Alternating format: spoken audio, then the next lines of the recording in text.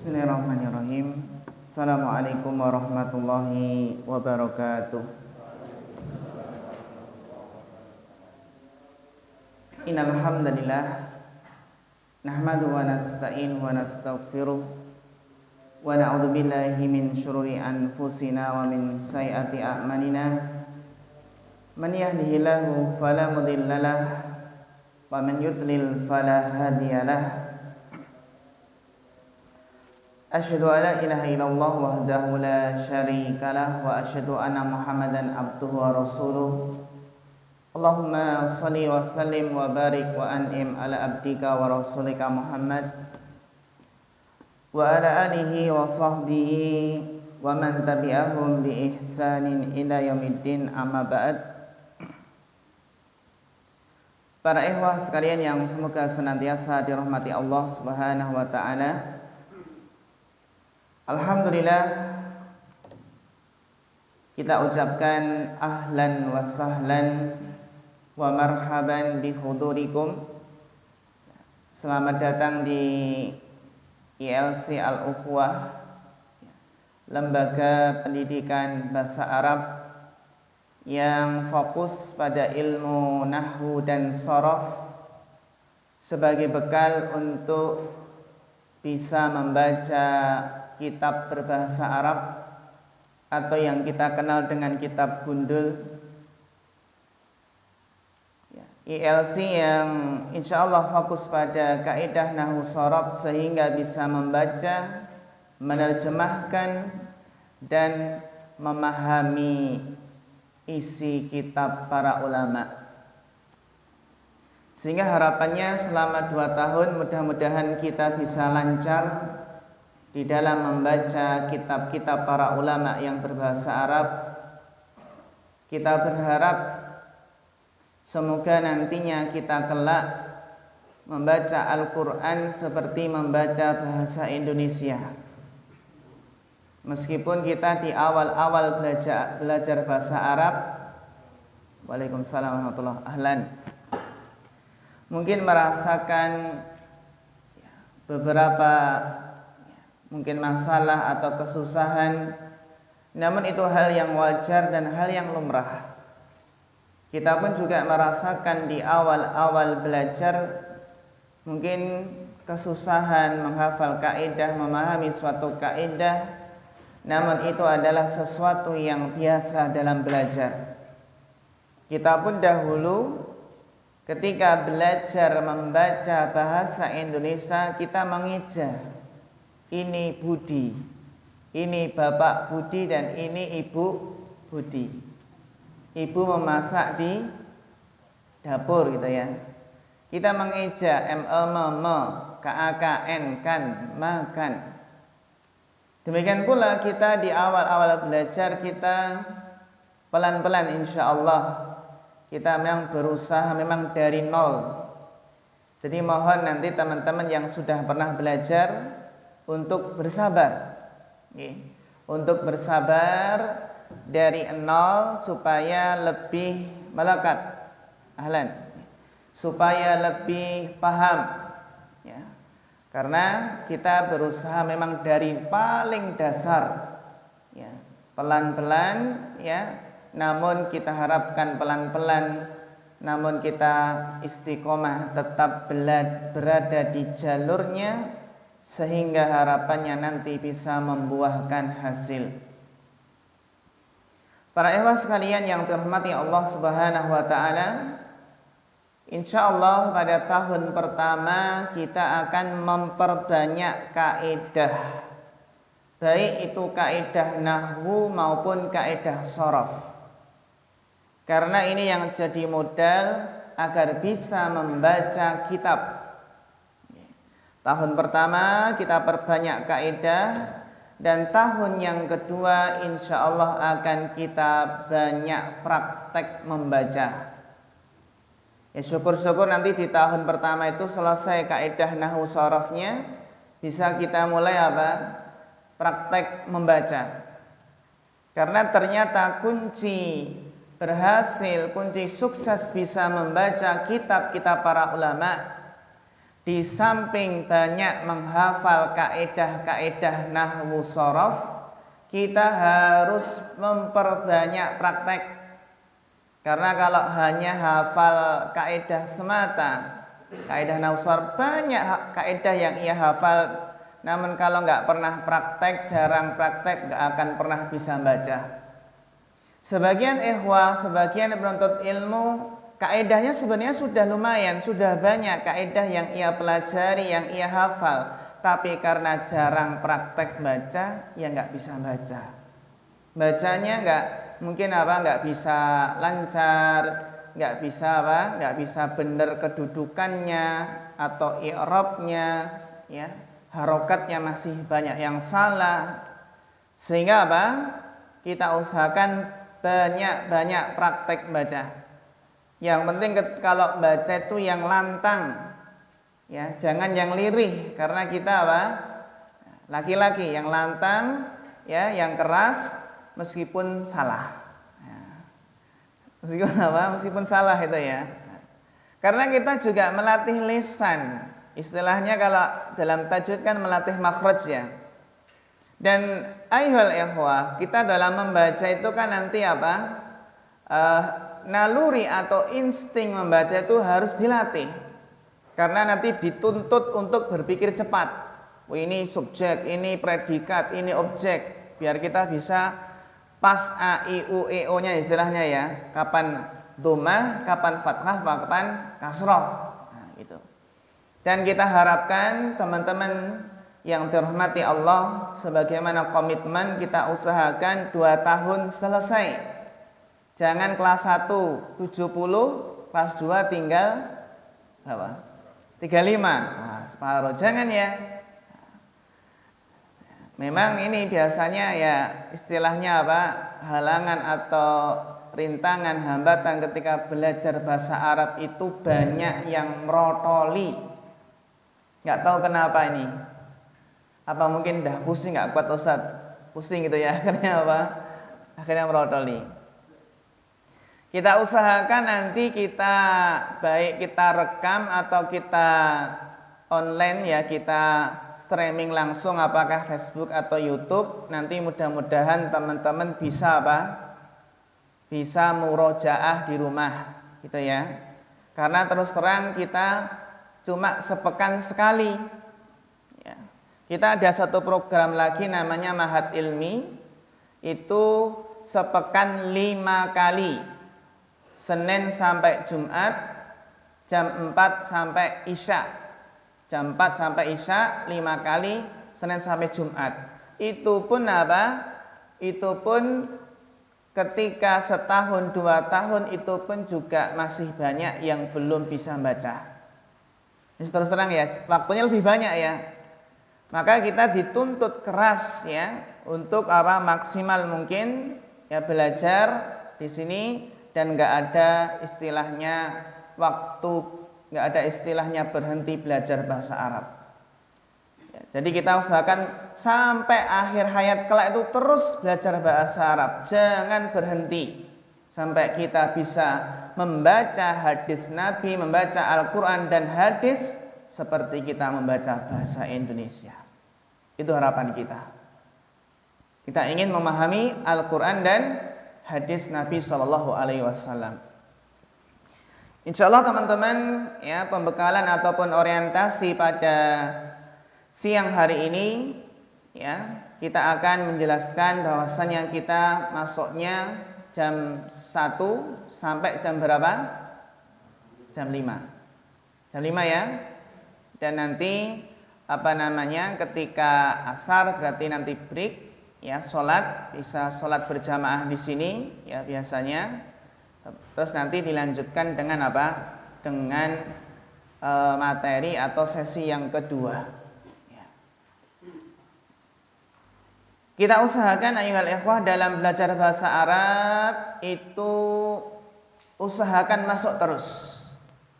Ya, kecuali kalau memang benar-benar ada kepentingan yang sangat mendesak atau sakit. Karena pengalaman dari teman-teman yang merotoli, yang berguguran, yang kena seleksi alam, nah itu ya apa namanya? Itu adalah awalnya sekali nggak hadir. Sekali nggak hadir, ketinggalan pelajaran. Akhirnya apa? Akhirnya masuk yang berikutnya nggak paham. Karena kaidah nahwu shorof itu sifatnya ya banyak yang nyambung gitu ya. Banyak yang nyambung antara materi sebelumnya dengan setelahnya. Sehingga apa? Ada yang nggak masuk, maka usahakan setel videonya. Ya, setel apa? Videonya. Jangan sampai apa? Jangan sampai ketertinggalan menyebabkan kita susah untuk mengikutinya. Ya teman-teman, ayyuhal ikhwah rahimakumullah jami'an. Ya, ini sudah ada semua ya. Kita absen terlebih dahulu.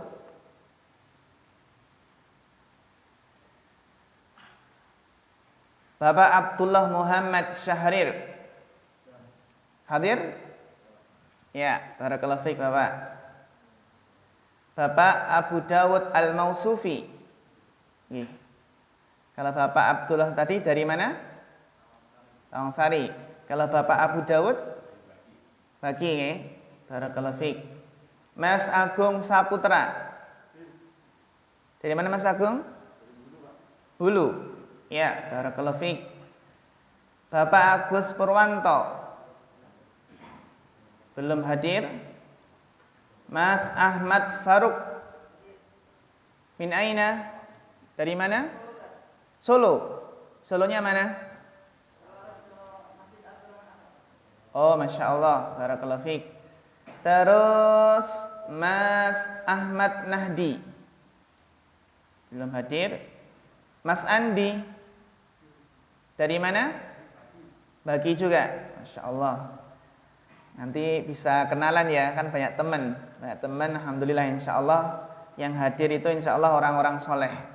Nah, karena apa? Belajar bahasa Al-Quran, bahasa ahli jannah. Mas Andika Mukhlis. Belum hadir. Mas atau Bapak Arianto. Ya, dari mana Mas? Bapak?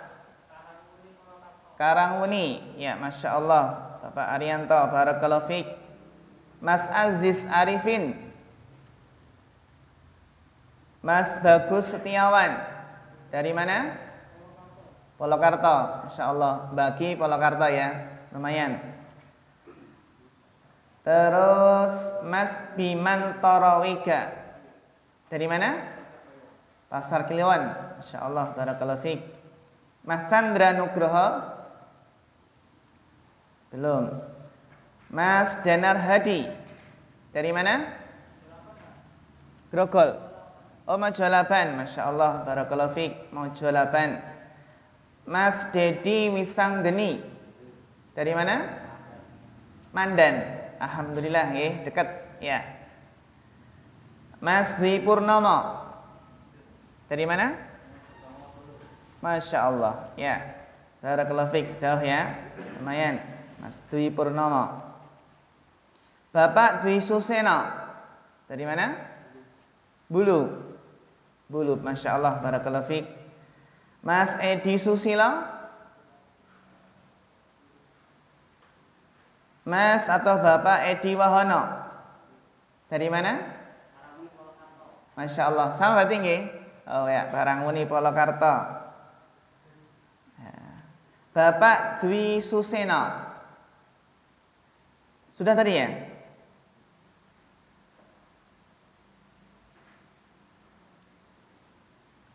Mas atau Bapak Eko Puput Pramono. Dari mana? Manyaran. Oh, Masya Allah. Manyaran Wonogiri ya. Kita yang dekat-dekat jangan kalah semangat ya. Manyaran Wonogiri. Mas Fatah Nur. Oh ya, izin tadi ya, izin. Vicky Fahmi. Dari mana Mas Vicky Fahmi? Peru. Ya, Masya Allah, barakallahu fiik, Mas Vicky. Mas Hana Sanawi. Dari mana? Kriwen. Ya, Masya Allah, barakallahu fiik. Bapak Haryono. Dari mana? Karanganyar. Karanganyarnya mana? Jongke, Masya Allah. Pasar Jongke ya. Barakallahu fiik. Bapak Haryono. Mas Hasan Adit. Dari mana? Kelatennya? Serenan. Ya, Masya Allah, mumtaz. Barakallahu fiik. Bapak Hendra Ardo Daryatno. Dari mana Bapak? Grogol. Masya Allah, barakallahu fiik. Mas Herputra Imam Huda. Dari Jetis Sukarjo. Alhamdulillah. Dekat ya. Nah, dekat berarti nanti kalau nggak masuk perlu ditanyakan ya, pertanyakan ya. Ya mungkin sibuk ya. Ibrahim atau Bapak Ibrahim Ahmad. Dari mana Bapak? Masulaban ya. Alhamdulillah. Masulaban sama ya. Kemudian Mas Ismail Soleh. Dari mana? Ngambil muter. Masya Allah, barakallahu fiik. Mas Iwan Prasetya. Dari mana? Gayam. Barakallahu fiik Mas Iwan. Mas Kevin Praditya. Dari Solo. Masya Allah, barakallahu fiik. Solo nggih. Mas Krishna Bagus Satria. Dari Gayam. Alhamdulillah. Mas Krisnawan Samtono Putra. Dari mana? Johor. Alhamdulillah, dekat ya. Jadi alhamdulillah. Mas atau Bapak Muhammad Anis. Dari mana Bapak? Jetis. Masya Allah, barakallahu fiik Bapak. Mas Muhammad Hudzaifah. Mas Muhammad Ihsan. Dari mana? Teluan. Masya Allah, barakallahu fiik. Mas Muhammad Imadul Haqqi. Dari Tawangsari. Barakallahu fiik Mas Muhammad. Mas Muhammad Nasrullah Hidayat. Izin Bapak Mulyadi. Dari Tawas nih. Masya Allah. Tawas. Berapa menit Pak? 25 menit ya. Barakallahu fiik Bapak Mulyadi. Bapak Mungki Murdiono. Dari Semanggi nggih. Ya. Mas Nugraha Krishna. Mas Nur Solikin. Dari mana Mas? Gunung Kidul. Masya Allah, barakallahu fiik. Nah, paling jauh ini ya. Gunung Kidulnya mana? Semin. Kenal dengan Pak Eko Prasetyo ya, Pak Eko Prasetyo itu Mahat Ilmi dari Gunung Kidul juga. Bapak Bujiana. Dari mana Bapak? Bulu. Oh nggih, barakallahu fiik. Bapak Rahmadi. Saking pundi? Baki. Alhamdulillah baki banyak nggih. Mas Raihan. Dari mana Mas? Wonogiri. Wonogirinya? Bulu Kerto. Giri Kerto. Giri Tirto ya. Masya Allah. Dari Wonogiri ya. Mas Rizal Haria Putra. Dari mana? Gayam. Masya Allah. Mas Rahmat Hidayat. Mas Roni Kustanto. Dari mana Mas? Jombor. Ya, Masya Allah Mas Roni, barakallahu fiik. Bapak Sigit Cahya Kurniawan. Sukarjo, Masya Allah. Jadi pernah belajar di Mahatri juga nggih? Masya Allah. Bapak Sigit Cahya. Bapak Sihana. Bapak Selamat Sumaryono. Saking pundi Bapak? Polokarto nggih? Ya. Bapak Sri Santoso. Saking pundi? Tangkisan Tawangsari. Masya Allah, barakallahu fiik Bapak. Bapak Sudarwanto. Ya. Bapak Suprapto. Saking pundi Bapak? Combongan. Combongan niku mriki. Oh, Barat Carian. Oh nggih, barakallahu fiik Bapak. Bapak Suranto. Saking pundi? Kartosuro nggih. Barakallahu fiik. Bapak Surya Nugroho, Bapak Walidi. Oh, berarti dua nggih. Nggih. Bapak Walidi enten kalih nggih. Bapak Walidi enten kalih, saya tulis dulu nanti kalau lupa. Ya, dan alhamdulillah dua-duanya diterima. Saya juga bingung ini kok ada dua nilainya gitu ya. Pas ujian, oh. Oh, ternyata nggih. Dua. Ya. Bapak Walidi. Ini gimana bedakannya? Bapak Walidi A, B ngoten nggih. Bapak Walidi yang nggih? Jombor. Kalau Bapak Walidi Torio. Alhamdulillah bisa bedakan Bapak Walidi Jombor dan Bapak Walidi Torio. Barakallahu fiik Bapak. Bapak Wartino Combongan. Oh, Combongan. Sami nggih? Masyaallah. Bapak Wawan Yulianto nggih. Belum. Mas atau Bapak Yunus. Saya mudi? Manyaran. Oh, masyaallah sami nggih. Yang tadi Manyaran. Berikutnya Mas Zainal Abidin. Oh, baru. Oh ya, Mahat Ilmi nggih. Barakallahu fiik. Terus yang belum dipanggil siapa? Ya. Yang belum dipanggil ini belum ngisi nggih. Data pendaftaran nggih. Ya. Dari yang barat yang belum dipanggil siapa? Mas siapa? Muhammad Rizal Mustafa. Ya, ada nggih. Dari mana Mas Muhammad Rizal? Solo nggih.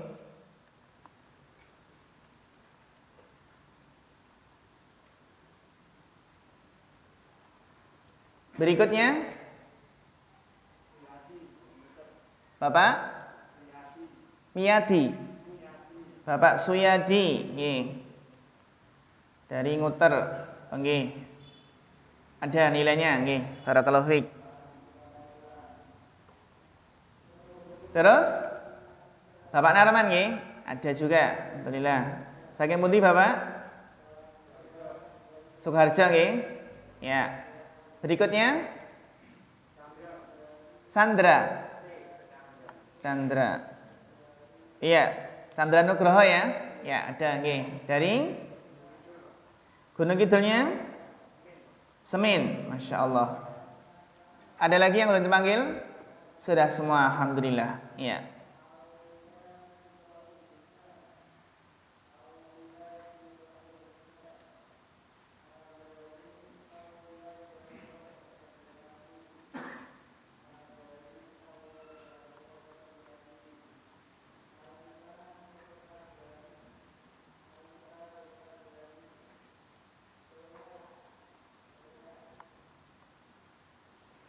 Iya.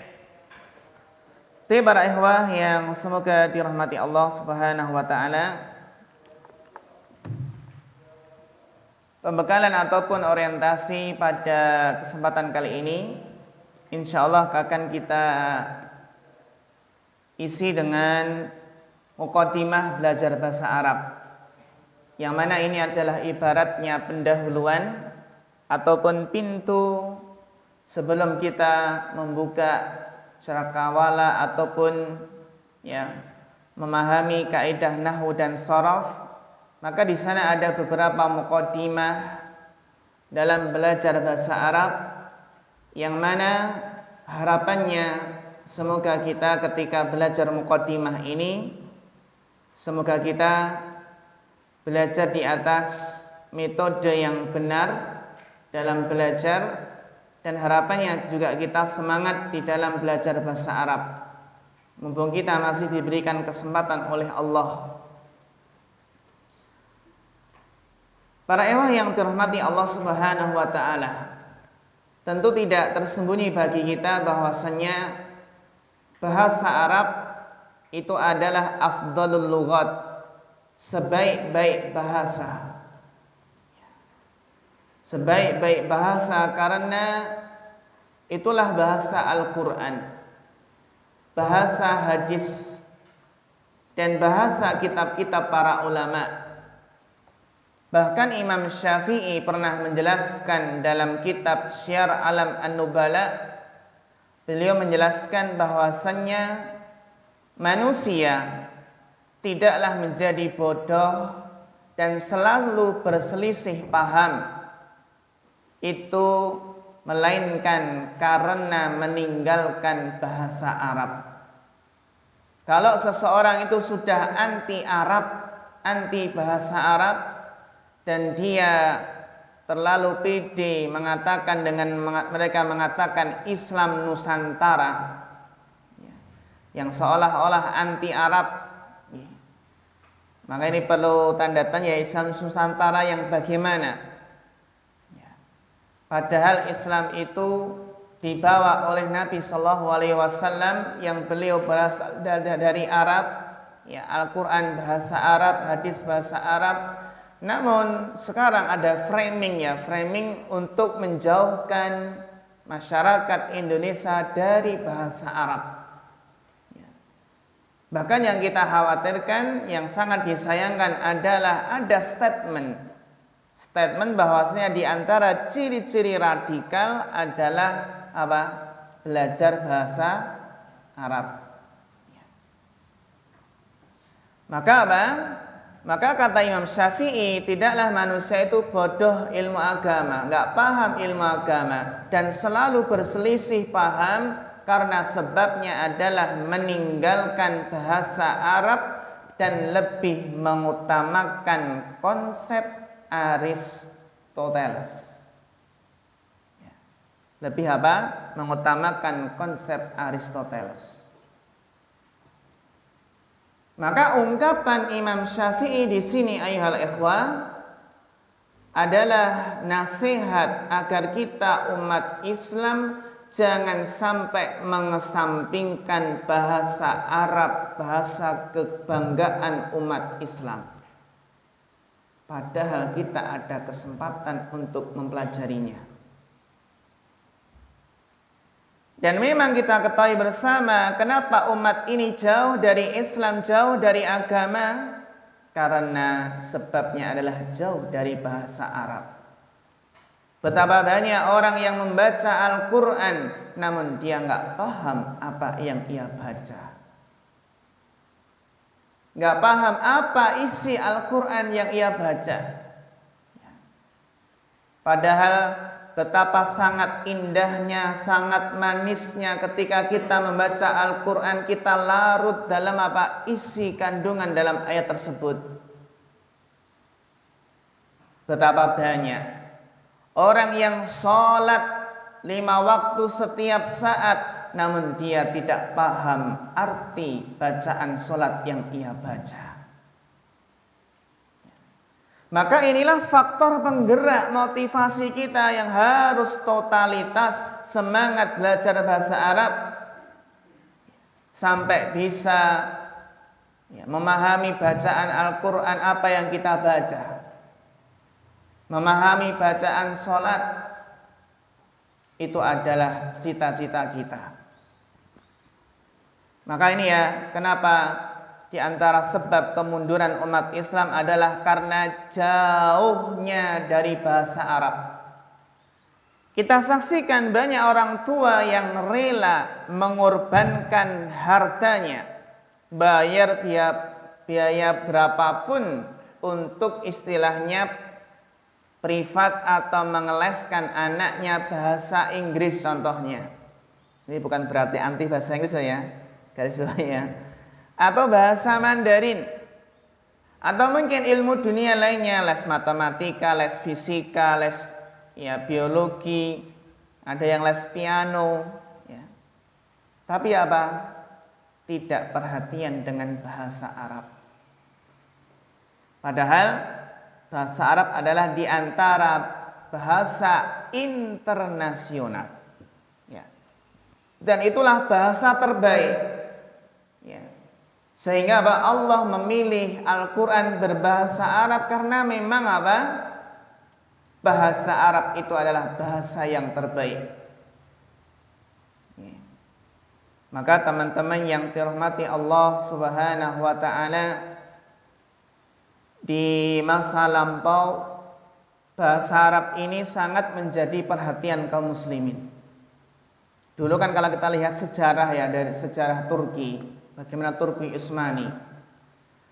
Ketika umat Islam terbelakang, bagaimana caranya mereka menjauhkan, ya, memisahkan antara negara dengan agama. Awalnya mereka mengganti lafadz aldan. Jadi Allahu Akbar diganti apa? Allah Maha Besar gitu ya.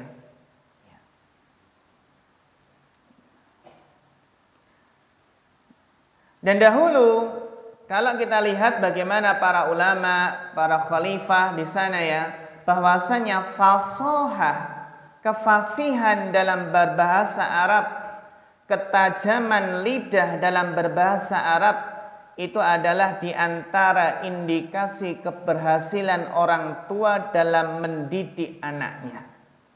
Dahulu ya, dikatakan orang tua itu berhasil dalam mendidik anaknya ketika anaknya bisa berbahasa Arab dengan fasih.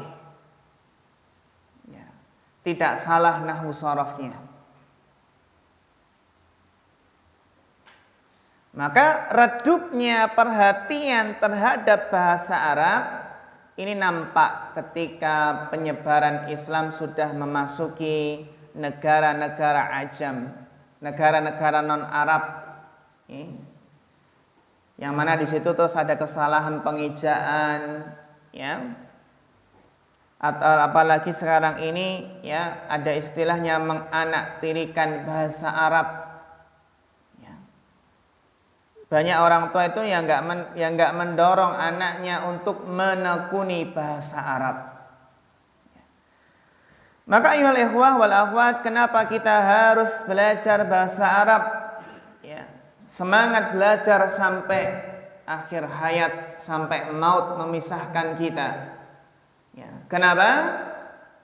Di antaranya sebab ini mudah-mudahan bisa memotivasi kita. Kenapa kita belajar bahasa Arab? Juga ini agar kita tidak salah niat. Yang pertama adalah karena Al-Quran berbahasa Arab.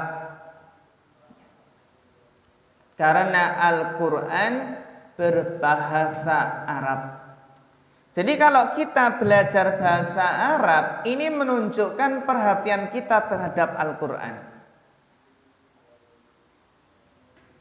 Sebagaimana firman Allah dalam surat Yusuf ayat yang kedua. Allah Ta'ala berfirman, Inna anzalna Qur'anan Arabiyyan la'allakum ta'qilun. Inna anzalnahu Qur'anan Arabiyyan. Sesungguhnya kami telah menurunkan Al-Quran dengan bahasa Arab. Apa tujuannya? La'allakum ta'qilun, agar kalian memahaminya. Kita lihat bagaimana tafsir para ulama.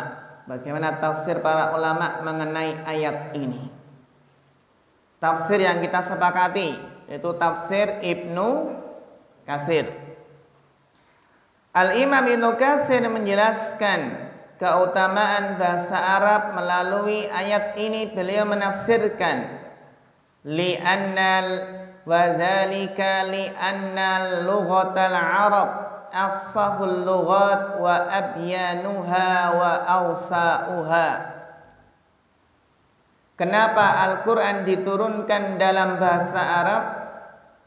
Kata Al-Imam Ibnu Katsir, ya, bahwasanya Al-Quran diturunkan dalam bahasa Arab karena bahasa Arab adalah bahasa yang afsah, yang paling fasih,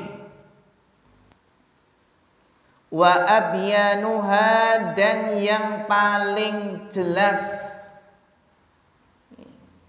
wa awsa'uha, dan yang paling luas. Apa ikhwah? Paling fasih, paling jelas dan paling luas. Wa aktsaruha ta'diyatan lil ma'ani allati taqumu bin nufus. Bahasa Arab itu ya ikhwah, ternyata maknanya lebih mengena, lebih cocok untuk jiwa manusia. Jadi ternyata makna dari bahasa Arab itu lebih mengena ke dalam hati. Falihada anzala asyrafal kutub. Ya. Falihada unzila asyraful kutubi bi asyrafil lughat. Coba kita simak. Kita perhatikan perkataan Al-Imam Ibnu Katsir. Beliau menjelaskan, oleh karena itu kitab yang paling mulia diturunkan dengan bahasa yang paling mulia. Ya kan? Kitab yang paling mulia apa? Al-Quran. Diturunkan dengan bahasa yang paling mulia, bahasa Arab. Ala asyrafir rusul, kepada Rasul yang paling mulia, Rasulullah SAW. Bisafarati asyrafil malaika, melalui perantara malaikat yang paling mulia. Malaikat siapa? Jibril.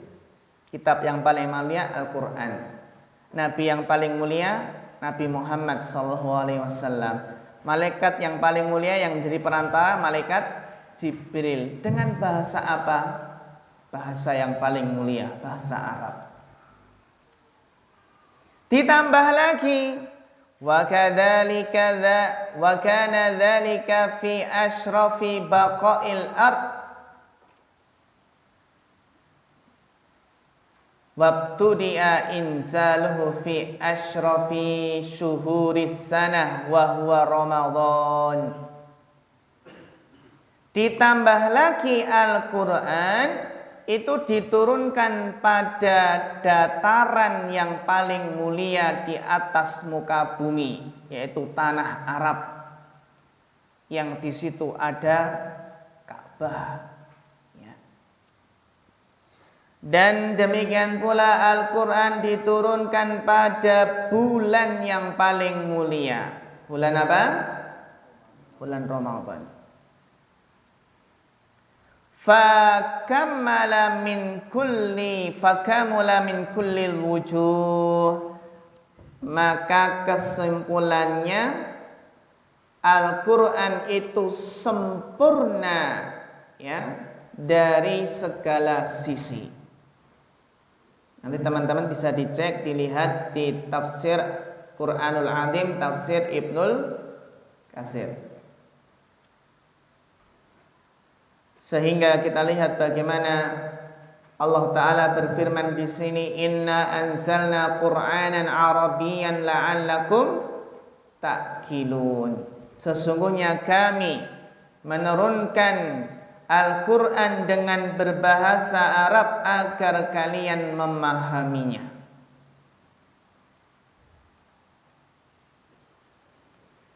Ini alasan yang pertama. Yang kedua, motivasi kita belajar bahasa Arab adalah bahasa Arab bagian dari agama. Bahasa Arab bagian dari agama. Jadi ya ikhwah, kita belajar bahasa Arab itu bernilai ibadah, karena kita mempelajari agama kita. Ya. Sehingga para ulama salaf itu memotivasi agar kita semangat belajar bahasa Arab. Yang mana Umar bin Khattab radhiyallahu anhu itu menegaskan bahwasannya bahasa Arab itu bagian dari agama. Kita lihat bagaimana perkataan Umar dan kita catat, kita ingat-ingat. Beliau mengatakan, ta'allamul arabiyyata fa innaha min dinikum.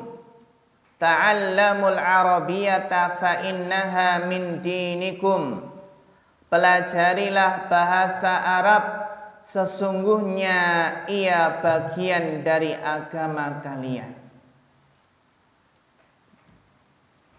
Bagian dari agama. Maka bernilai ibadah. Ya.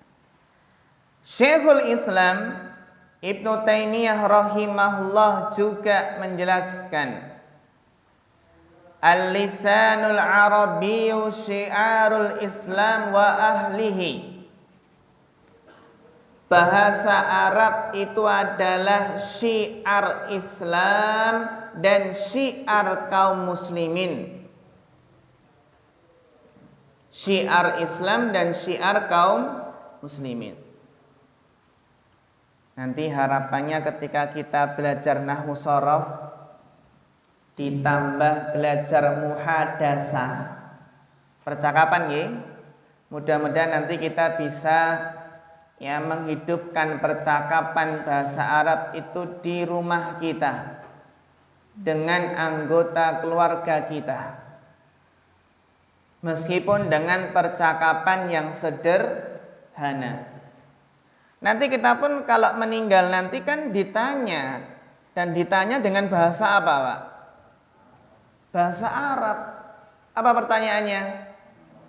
Man rabbuka. Nah, kalau nggak bisa bahasa Arab gimana? Bisa jawab nggak? Bisa jawab nggak? Terus gimana mbah-mbah yang nggak bisa bahasa Arab dulu? Yang menjawab adalah amal soleh kita. Jadi Abu Jahal yang fasih ya, Abu Jahal, Abu Lahab yang fasih bahasa Arab itu pun nggak bisa jawab. Kenapa? Karena yang jawab adalah keimanan kita dan amal kita. Gitu ya.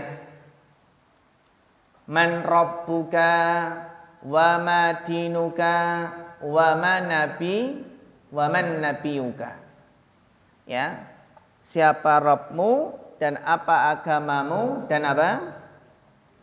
Siapa nabimu?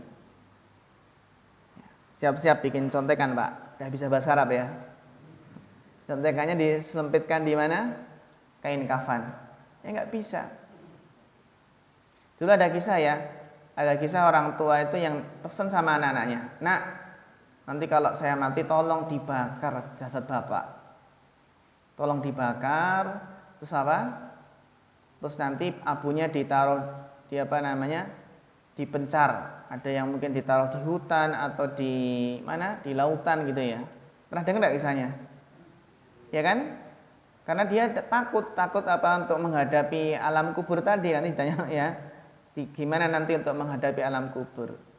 Itu menunjukkan ya masih percaya dengan alam akhirat.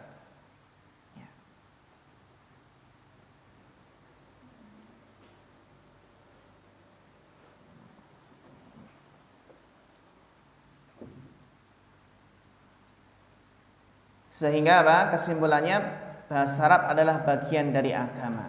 Sehingga apa hukum mempelajarinya?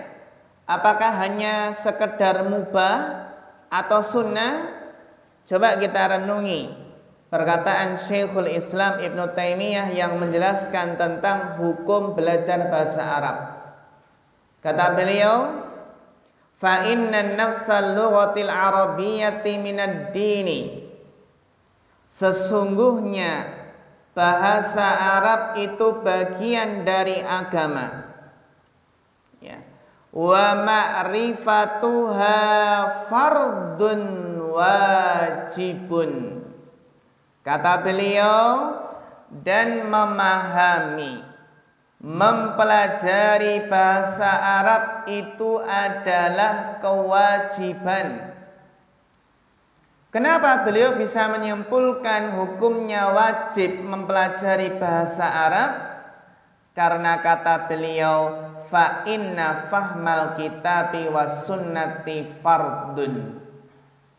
Belajar bahasa Arab itu hukumnya wajib bagi yang mampu, ya. Dan kita masih punya apa? Alhamdulillah, punya peluang, punya kesempatan. Kenapa kata beliau belajar bahasa Arab itu hukumnya wajib? Karena memahami Al-Quran dan As-Sunnah itu hukumnya apa? Wajib. Wala yufhamu illa bifahmil lughatil arabiyyah. Dan keduanya Al-Quran dan As-Sunnah dan hadis nggak mungkin bisa dipahami kecuali dengan bahasa Arab. Ini kan sebuah kesimpulan yang bagus ya. Mempelajari bahasa Arab hukumnya wajib. Karena memahami Al-Quran dan Sunnah hukumnya wajib. Dan nggak mungkin bisa paham Quran dan hadis kecuali dengan mempelajari bahasa Arab. Wa ma la yatimul wajibu ila bihi fahuwa wajib. Ini kaidah usul fikih. Wa ma la yatimmu al-wajibu bihi fahuwa wajib. Dan kewajiban apa saja yang tidak sempurna dilakukan kecuali dengan memenuhi sebuah perkara, maka perkara itu menjadi hukumnya wajib. Contoh, sholat berjamaah hukumnya apa? Wajib. Maka berjalan untuk sholat berjamaah hukumnya wajib.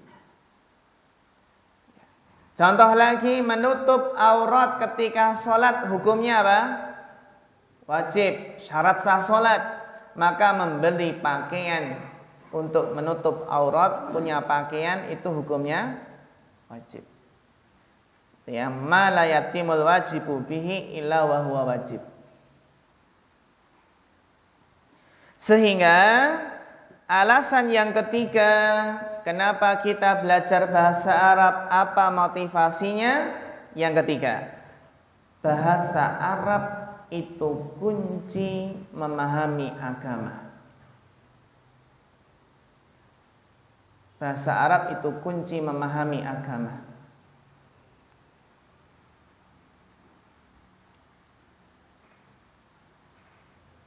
Jadi ikhwah yang dihormati Allah, kalau ada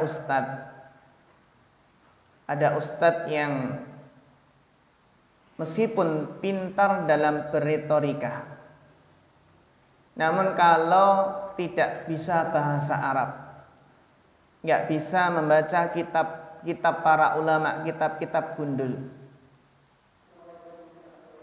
ya, maka apa? Maka kita pun akan lebih tenang jika mengambil ilmu dari seorang ustadz yang apa? Yang dia paham bahasa Arab, bisa membaca kitab-kitab para ulama, ya, bisa memahami Al-Quran dan paham hadis. Sehingga coba bayangkan ada ustadz nggak bisa bahasa Arab, ada ustadz yang nggak bisa baca kitab gundul. Ya, kalau membaca banyak yang salah, nggak bisa menerjemahkan. Cuma apa? Karena dia pintar dalam berretorika, dalam menyampaikan, maka apa? Maka mungkin banyak pengikutnya, banyak jamaahnya. Tapi kalau dilihat dia nggak bisa bahasa Arab. Ini kan suatu apa ya? Suatu hal yang minus gitu ya. Suatu hal yang seharusnya diperbaiki. Seharusnya apa? Di sini perlu dipahami, jiwa ini akan tenang mengambil ilmu. Jadi memang apa? Dari seorang ustadz, seorang syekh yang itu memang dia sudah mendalami dalam bahasa Arab. Karena itu memang bahasa Arab itu kunci memahami, ya, benar-benar paham isi Al-Quran dan Sunnah.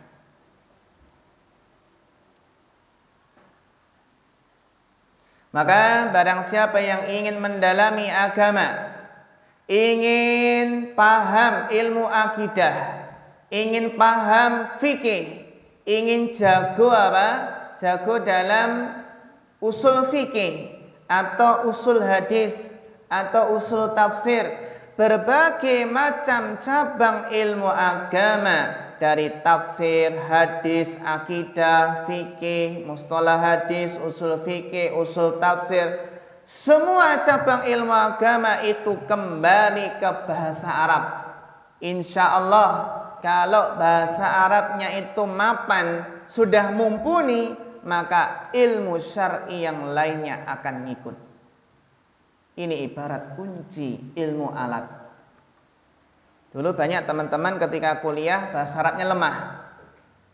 Sehingga apa? Sehingga nggak paham akidah, nggak paham yang dijelaskan. Karena apa? KBM-nya dengan apa? Dengan bahasa Arab. Kitabnya bahasa Arab. Karena bahasanya lemah, maka apa? Ini berpengaruh, maka apa? Nilai akidahnya juga kurang, fikihnya, hadisnya, tafsirnya. Karena apa? Lemah dalam ilmu alat. Maka insya Allah kalau ilmu alat ini kuat, insya Allah ilmu syar'inya akan ngikut. Jadi kalau ingin benar-benar mendalami agama, maka belajarlah bahasa Arab. Sebagaimana Imam Syafi'i pernah berkata, Man tabahhara fin nahwi ihtada ila kulil ulum. Nah ini kata Imam Syafi'i yang menjadi panutan kita. Imam Syafi'i adalah madhab Syafi'i itulah madhab yang dianut oleh mayoritas penduduk Indonesia. Kata beliau, Man tabahhara fin nahwi ihtada ila kulil ulum. Siapa yang menguasai nahwu, maka dia akan dimudahkan untuk memahami seluruh ilmu. Siapa yang memahami nahwu, maka dia akan dimudahkan untuk memahami seluruh ilmu.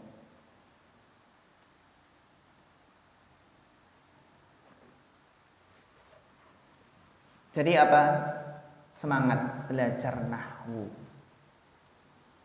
Kalau kita ingat ya bagaimana pepatah itu terkadang ya ada sebuah pepatah mengatakan an-nahwu fil kalam kamil hifit to'am. Bahwasanya nahwu dalam perkataan, karena perkataan itu harus membutuhkan nahwu. Itu seperti garam dalam makanan. Kalau kurang dalam ilmu nahwu berarti kurang garam. Makanannya jadi apa? Jadi hambar. Kalau kebanyakan jadi apa? Jadi asin. Makanya nggak mungkin saat kebanyakan nahwu kita ini ya. Kita masih sangat kurang sekali gitu ya.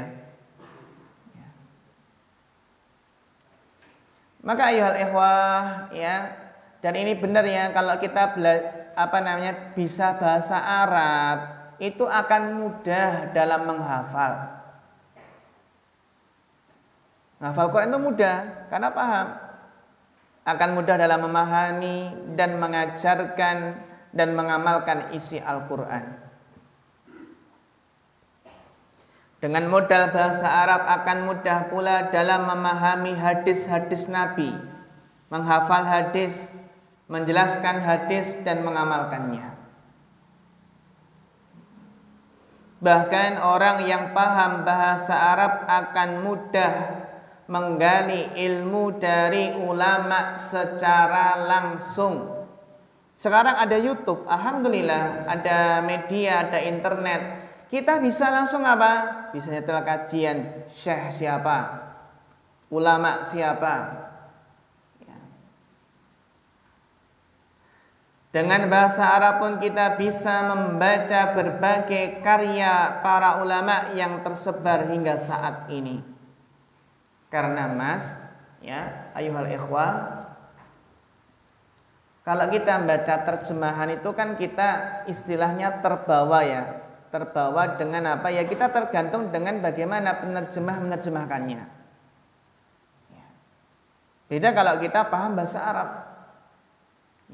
Maka harapannya nanti ketika belajar bahasa Arab, bacaannya jangan hanya terjemahan, tapi apa? Kitab-kitab para ulama. Kitab kuning. Kitab apa? Kitab kuning yang berwarna apa? Kuning gitu. Sekarang jarang ya kitab kuning ya. Kitab kuning itu kan Masya Allah ya. Kitab kuning meskipun kertasnya berwarna putih ya. Kita kalau kajian, kalau nanti kajian di kampung atau di mana ya, terus bawanya kitab kuning. itu insya Allah lebih dipercaya. Ya, bawahnya masya Allah kitab kuning gitu ya. Ya, kitab kuning, jadi nanti beli yang kitab kuning gitu ya. Nah, isi apa? Isi mungkin Matan Abu Suja atau Safinatun Najah atau Fathul Qorib tentang fikih ya, atau mungkin tafsir Ibnu Katsir, Riyadhus Shalihin, hadis Arba'in Nawawiyah ya.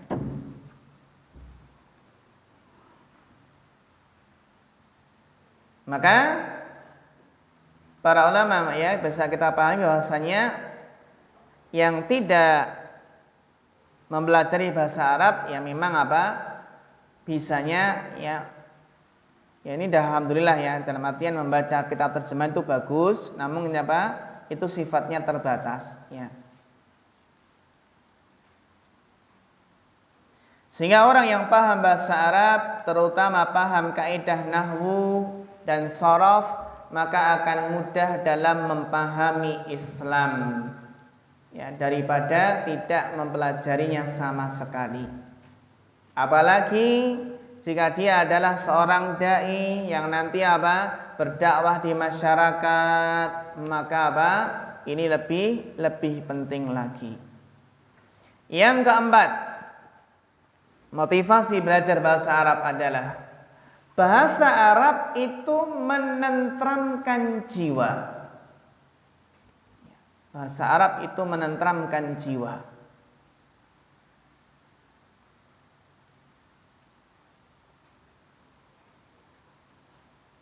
Kenapa ayuhal ikhwan? Kenapa bahasa Arab itu menenteramkan jiwa? Karena bahasa Arab itu lembut, lebih menenteramkan hati, menenteramkan jiwa. Sebagaimana tadi yang dijelaskan Al-Imam Ibnu Katsir dalam menafsirkan surat Yusuf ya. Ayat yang ke-2. Yang mana Al-Imam Ibnu Katsir menjelaskan li'anna lughatal Arabi afsahul lughat wa abyanuha wa awsa'uha. Karena bahasa Arab adalah bahasa yang paling fasih, paling jelas, paling luas, dan paling banyak mengandung makna yang menenteramkan jiwa.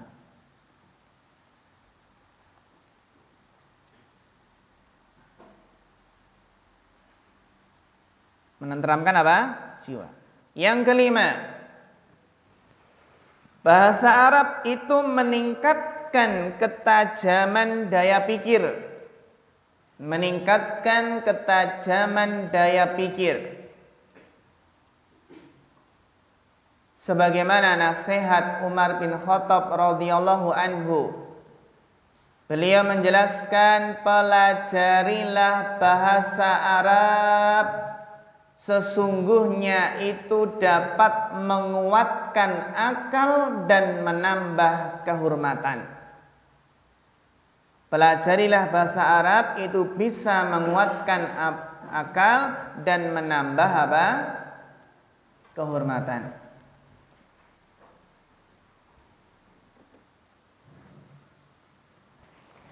Jadi memang belajar bahasa Arab itu akan meningkatkan daya pikir seseorang. Ya. Karena dalam bahasa Arab itu akan terdapat susunan bahasa yang indah. Perpaduan yang serasi antar kalimat. Apalagi nanti kalau sudah masuk belajar balaghah, belajar tentang syair-syair, tentang balaghah, maka itu akan mengundang seseorang untuk mengoptimalkan daya imajinasinya. Dan inilah ayuhal ikhwah, salah satu faktor yang secara perlahan akan menajamkan kekuatan intelektual seseorang.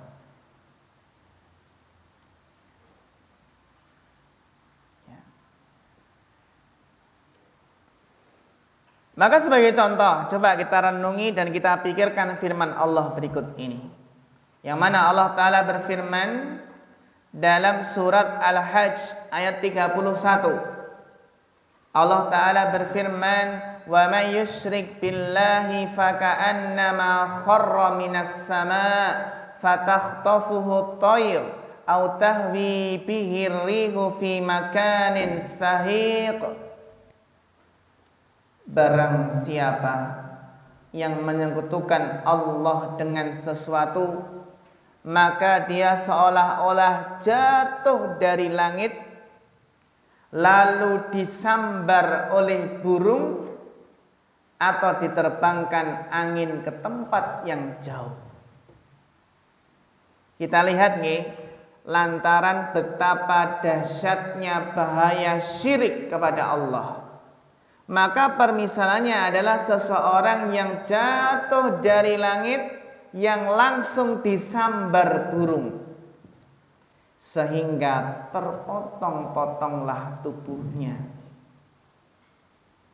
Itulah perihal tentang orang-orang musyrik.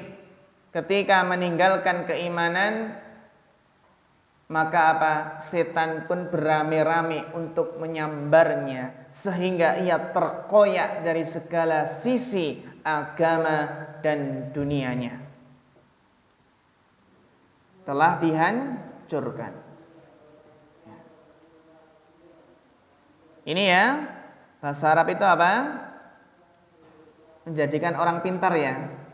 Menjadikan apa? Orang itu tajam daya pikirnya. Yang keenam,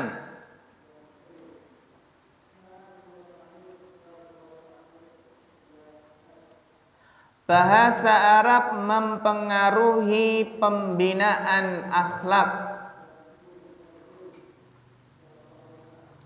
Jadi bahasa Arab itu mempengaruhi pembinaan akhlak.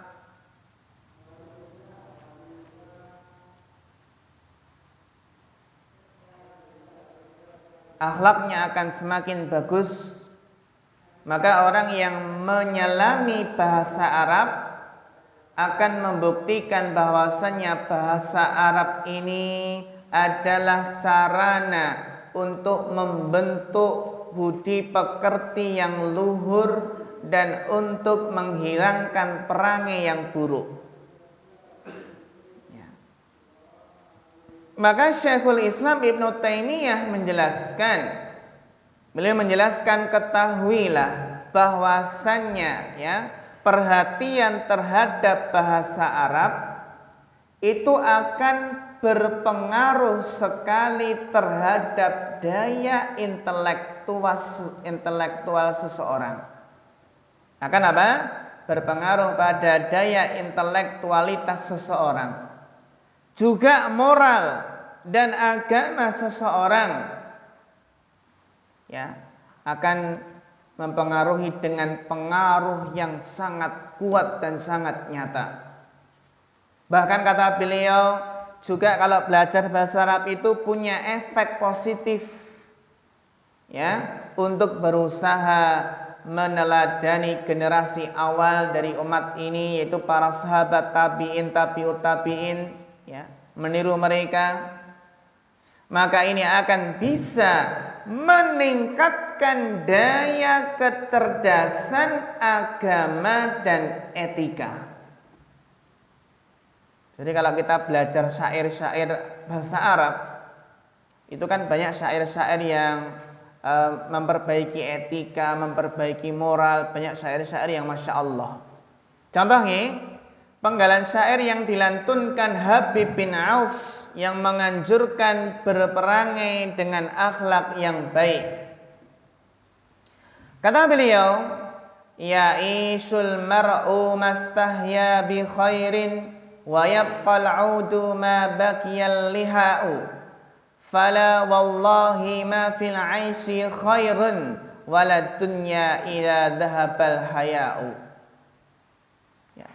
Beliau menjelaskan dalam syair tersebut, manusia senantiasa dalam kebaikan selama ia mempunyai rasa malu. Batang pohon senantiasa abadi selama kulitnya belum terkelupas. Demi Allah, tidak ada sedikit pun kebaikan dalam kehidupan. Demi Allah, tidak ada sedikit pun kebaikan dalam kehidupan. Demikian pula juga di dunia enggak ada kebaikan apabila rasa malu telah hilang dan sirna. Jadi enggak ada kebaikan dalam kehidupan dunianya, akhiratnya apabila apa? Rasa malu telah hilang, telah sirna. Ini kita ingat syair ini kan mendorong kita untuk berbudi, berakhlak dan budi pekerti yang luhur. Demikian pula Imam Syafi'i ini kan beliau punya kitab namanya Diwan Asy-Syafi'i. Itu kumpulan syair-syair Imam Syafi'i berbahasa Arab ya, yang apa? Yang menggugah jiwa, membangkitkan semangat, membangkitkan zuhud di dunia dan semangat mengejar akhirat ya, dan berakhlak mulia ya. Bisa teman-teman nanti bisa dihafal syair-syair tersebut. Dan seorang itu memang akan semakin fasih bahasa Arabnya ketika dia banyak menghafal bait syair berbahasa Arab. Sebagaimana Imam Syafi'i menjelaskan, idza ramaita an tahya saliman minar rada wa dinuka mawfurun wa irduka sayyinu fala yantiqanna minkal lisanu bisau'atin fakulluka sau'atun walin nasi a'yunu. Kata beliau, bila dirimu ingin hidup dengan bebas dari kebinasaan, juga agamamu utuh dan kehormatanmu terpelihara, janganlah lidahmu mengungkit cacat orang, tubuhmu syarat dengan aib dan orang juga memiliki lidah. Maka ini? Untuk menjaga menjaga lisan. Jadi bisa ya memperbaiki akhlak dan meningkatkannya lebih bagus ya. Para ikhwah yang dirahmati Allah Subhanahu wa taala, itu diantara motivasinya. Terus berikutnya, bagaimana urgensinya belajar bahasa Arab ya. Kalau kita perhatikan, ternyata para ulama itu menegur dengan teguran yang keras apabila ada kekeliruan dalam berbahasa Arab. Karena sebagaimana tadi telah kita singgung ya. Jadi berbahasa Arab dengan baik dan benar itu kan tradisi para ulama salaf, generasi salaf. Oleh karena itu, kesalahan, kekeliruan dalam pengucapan atau ungkapan yang tidak seirama dengan kaidah bakunya, kaidah nahunya, itu dianggap suatu cacat yang mengurangi martabat di mata orang banyak. Jadi kalau dahulu itu memang perhatian sekali dengan bahasa Arab ya. Apalagi orang tersebut terpandang gitu. Kita saja kan juga gitu ya, orang yang terpandang terus pidatonya bahasanya kacau itu ya. Kan langsung turun harga dirinya ya. Demikian pula ini dulu generasi salaf sangat perhatian dengan bahasa Arab. Maka Ibnul Ambari menyatakan bagaimana mungkin perkataan yang keliru dianggap baik. Bahasa Arab ya, bangsa Arab itu sangat menyukai orang yang bisa berbahasa baik dan benar. Orang Arab memandang orang-orang yang keliru, ya banyak kelirunya dalam bahasa Arab, mereka memandang dengan sebelah mata. Maksudnya nggak dianggap, nggak terlalu diperhitungkan, nggak diperhatikan. Dahulu ikhwah, Umar bin Khattab itu pernah mengomentari cara memanah beberapa orang. Ini ya, Umar bin Khattab pernah mengomentari cara memanah seseorang. Beliau mengatakan, alangkah buruknya bidikan panah kalian. Nah, ketika manah mungkin banyak yang meleset ya. Alangkah apa buruknya bidikan panah kalian. Ya. Kemudian apa? Yang manah ini jawab, qaumun muta'allimina nahnu. Qaumun muta'allimina nahnu. Maka orang-orang tersebut menjawab ketika Umar bin Khattab ya mengomentari, kalian itu kok buruk bidikan panah kalian. Mereka menjawab, qaumun muta'allimina nahnu. Kami adalah para pemula. Nah, maksudnya kan minta udzur ya, maksudnya ya menjelaskan maklumlah Umar bin Khattab, kami kan baru pemula itu ya. Mereka mengucapkan apa? Qaumun muta'allimina nahnu. Maka Umar berkata, Umar menjawab, ucapan qaumun muta'allimina nahnu yang mereka sebenarnya bermaksud apa? Kami adalah pemula wahai Umar. Kita lihat bagaimana jawaban Umar.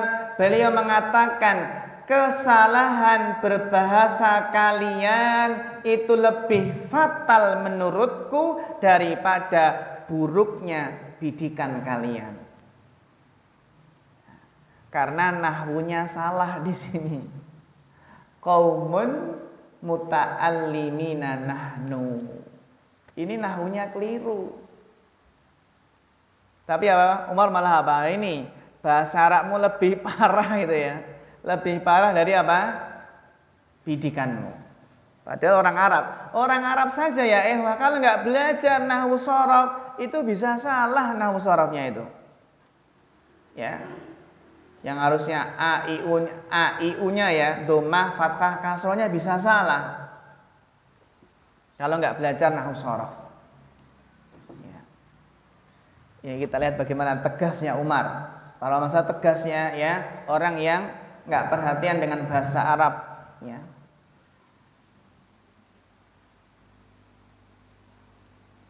Sehingga para ulama salaf sangat perhatian dengan bahasa Arab.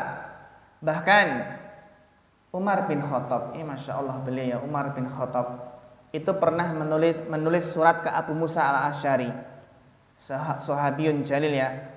Pernah menulis surat kepada Abu Musa al-Asy'ari yang berisi pesan, amma ba'du. Beliau langsung mengatakan apa? Pahamilah sunnah dan pelajarilah bahasa Arab. Pada kesempatan yang lainnya Umar juga berkata, menjelaskan, semoga Allah merahmati orang yang meluruskan lisannya. Maksudnya apa? Semoga Allah merahmati orang yang meluruskan lisannya dengan belajar bahasa Arab.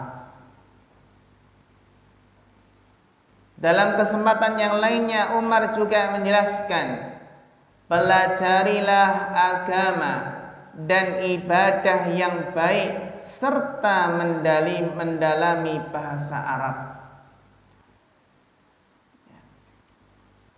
Sebagaimana tadi yang pernah kita singgung, bagaimana perkataan Umar, pelajarilah bahasa Arab sebab ia mampu menguatkan akal dan menambah apa tadi? Kehormatan.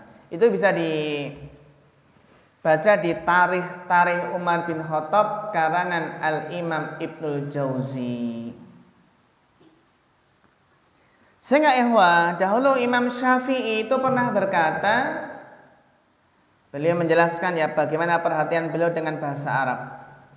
Imam Syafi'i berkata, aku tinggal di pedesaan selama 20 tahun. Beliau tinggal di pedesaan selama 20 tahun. Beliau menjelaskan, aku mempelajari syair-syair dan bahasa mereka. Aku menghafal Al-Quran. Maka kata beliau, tidak pernah ada satu kata yang terlewatkan olehku kecuali aku memahami maknanya. Tidak pernah ada satu kata yang terlewatkan olehku kecuali aku memahami maknanya. Jadi nanti gini ya, kunci metode dalam belajar bahasa Arab, kalau nanti kita sudah praktek baca, usahakan tidak kita melewati suatu kata melainkan kita tahu terjemahannya. Mufrodat kosakata ini apa artinya? Yang insya Allah dengan hal itu maka mufrodat kosakata kita akan banyak. Karena di antara kunci sukses belajar bahasa apapun, bahasa Inggris, bahasa Mandarin, bahasa Arab, itu juga harus memperbanyak perbendaharaan kosakata. Banyak metode dalam menghafal kosakata, bisa mungkin sehari 5 kosakata, atau kalau berat 3 itu lama-lama kan banyak. Atau paling enggak ketika kita sudah praktek baca, tidak ada satu kata yang kita baca atau terlewati, melainkan kita usahakan tahu maknanya. Nanti insya Allah akan akan banyak kosakata. Dulu kita juga ketika awal belajar bahasa Arab nggak menghafal mufrodat, tidak nggak menghafal kamus atau mufrodat. Cuma ketika kita ada kitab, meskipun kitabnya tipis atau yang lainnya ada kitab, nggak tahu maknanya, maka kita berusaha cari maknanya di kamus. Ditulis maknanya apa di bawahnya, ini maknanya apa. Lama kelamaan banyak kitab yang sudah kita selesaikan, yang kita khatamkan, ternyata mufrodat kita sudah banyak. Teman-teman juga bisa mungkin beli kamus. Kan ada kamus ya. Kosakata yang paling sering muncul di kitab gundul. Ada itu. Kamus kosakata yang paling sering muncul di mana? Di kitab gundul itu juga ada. Itu nggih? Ya. Maka ayyuhal ikhwah rahimakumullah jami'an, maka harapan kita adalah fokus ya, perhatian, semangat belajar bahasa Arab, ya. Maka mudah-mudahan kaum muslimin tidak memandang remeh bahasa Arab dalam artian menjadikan bahasa Arab itu sebagai ya dianaktirikan, ya, atau lebih menaruh perhatian terhadap bahasa lainnya. Maka harapan kita mudah-mudahan ya kita semua bisa istiqomah. Intinya istiqomah ya ikhwah. Kita ibaratnya itu ya, yang penting jangan sampai berguguran. Jangan sampai berhenti belajar bahasa Arab. Karena Karena suatu kendaraan kalau tetap berada di jalurnya, di relnya, dan dia tetap masuk terus berjalan, maka suatu saat nanti akan sampai. Berbeda kalau sudah keluar jalur, keluar dari relnya, dalam artian putus asa, berhenti belajar bahasa Arab, maka nggak akan pernah sampai tujuan selamanya. Maka yang penting istiqomah. Istiqomah dengan harapan kita akan sampai pada tujuan. Ya. Dan teman-teman itu biasa khatam kitab 2 kali, kitab muhtarat 2 kali, mulakhos 2 kali. Memang nggak cukup cuma khatam sekali. Kalau bisa berkali-kali, biar benar-benar bisa menguasainya. Demikian ayyuhal ikhwah rahimakumullah jami'an yang bisa kita ya sampaikan pada kesempatan kali ini. Ya insyaallah nanti sesi yang ba'da asar, setelah asar nanti bersama beliau Ustadz Abdurrahim, ya, bersama Ustadz Abdurrahim nanti insyaallah nanti akan dijelaskan ya pembekalan atau orientasi berikutnya ya, sangat penting sekali. Maka nanti diharapkan setelah sholat tetap di sini ya, nggak ada yang pulang, karena memang kita kan IELTS itu dari jam 1 sampai jam 5 gitu ya. Nanti ada info penting pula lainnya ya berkaitan dengan ya IELTS. Maka demikianlah ya, mudah-mudahan bisa memotivasi kita semangat belajar bahasa Arab dan bisa istiqomah. Kita cukupkan dan nanti akan kita bagikan buku yang menghendaki saja, yang sudah punya nggak usah beli, atau yang pengen beli mungkin punya lihat tahu tokonya, atau yang titip teman juga kita persilahkan. Jadi yang menghendaki saja ya, untuk pesan kitabnya. Demikian ya ikhwah, mudah-mudahan bermanfaat. Wassallallahu ala nabiyina Muhammad wa ala alihi washabbihi wasallam. Fa akhirul kalam, wassalamualaikum warahmatullahi wabarakatuh. Tetap di tempat ya, nanti kita panggil untuk untuk yang pesan kitabnya.